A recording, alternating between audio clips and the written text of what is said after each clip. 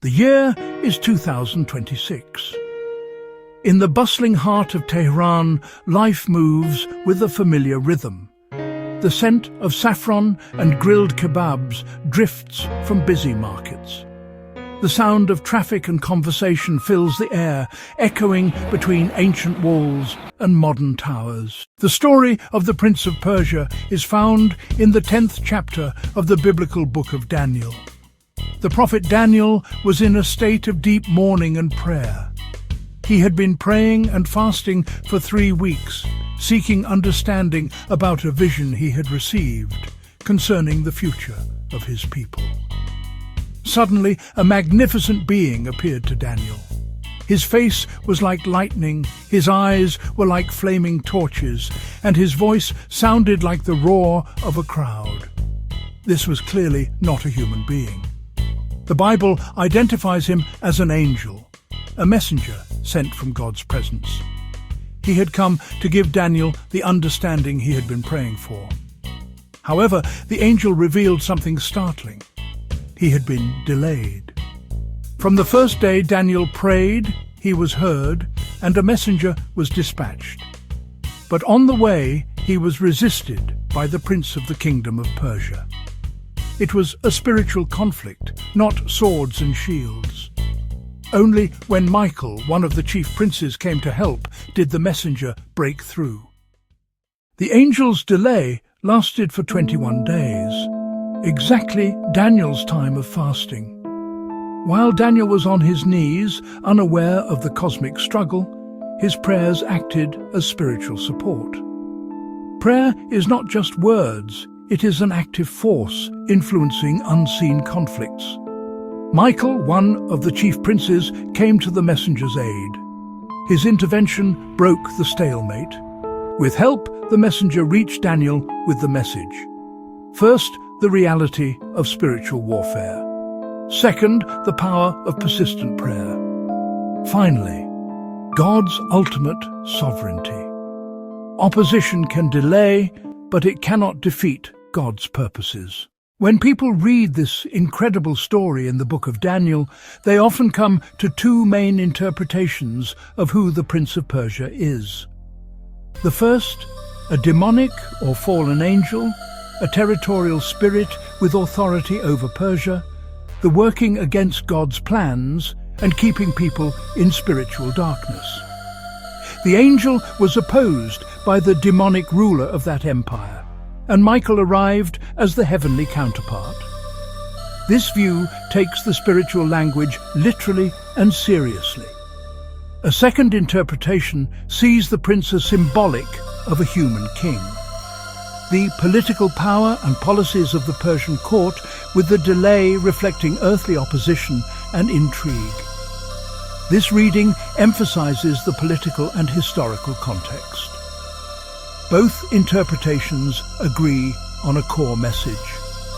There are powers that resist God's will, but God's sovereignty and the power of prayer can overcome them.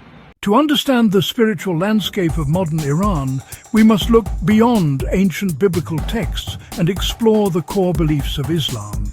In Islam, the most important principle is Tawheed, the absolute oneness of God, Allah. God is one, unique, without any partners. The opposite of this belief is the most serious sin in Islam. This sin is called Shirk, associating partners with God.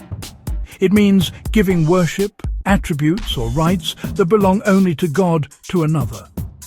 From the obvious, worshipping idols or praying to saints or angels, to believing any created being can know the unseen.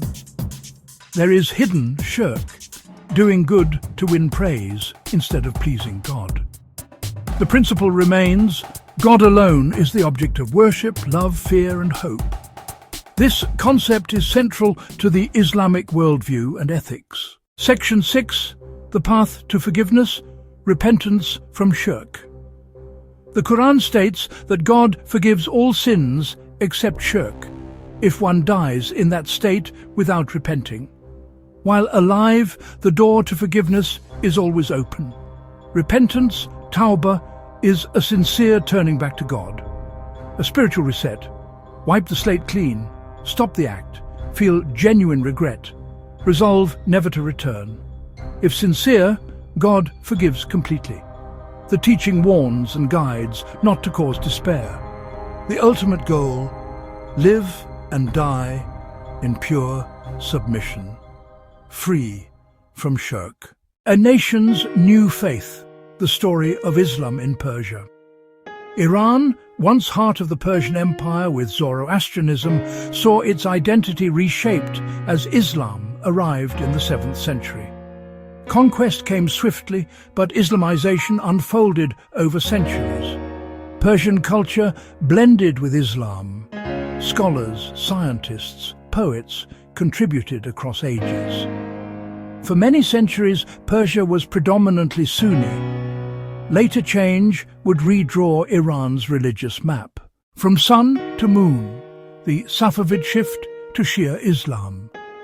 In the 16th century, the Safavids declared Twelver Shia Islam the state religion. They enforced a new identity to unify the realm and distinguish it from Sunni neighbors. Shia scholars built institutions, taught law and theology, and shaped public ritual. By the end of their rule, Iran had become a Shia stronghold. This shift still influences Iran's culture, politics, and place in the world. Section 9. Threads of Belief. Weaving history, faith, and the unseen. As we stand in 2026, we see threads of belief woven together into the tapestry of Iran. From an ancient biblical figure, the Prince of Persia, to a realm of spiritual powers that may influence nations, to Islam's warning against shirk and the call to pure monotheism, and the long journey of Iran's faith across the centuries. These strands remind us that history is not only made by armies and kings, but also by unseen battles and devotion. We are left with humility and wonder, invited to look at Tehran and our world with new eyes.